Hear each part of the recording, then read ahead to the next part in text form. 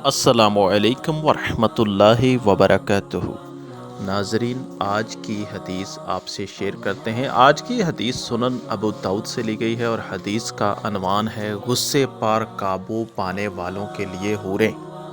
रसूलुल्लाह सल्लल्लाहु अलैहि वसल्लम ने फरमाया, जिसने अपना गुस्सा पी लिया हालांकि वो इसे नाफज करने पर कादर था, तो क़यामत के दिन अल्लाह ताला इसे सब लोगों के सामने बुलाएगा, यहाँ तक कि इसे अल्लाह ताला इख्तियार देगा कि वो बड़ी आँखों वाली हूरों में से जिसे चाहे चुन ले।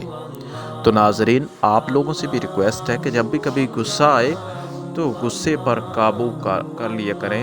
हालांकि अगर गुस्से पर काबू करने के लिए आप कादर भी होंगे, तो लेकिन इसके बदले में अजर जो मिलेगा वो ये मिलेगा कि गुस्से पर काबू पाने वालों को बड़ी आंखों वाली हूरों में से जिसे चाहे वो चुन लें।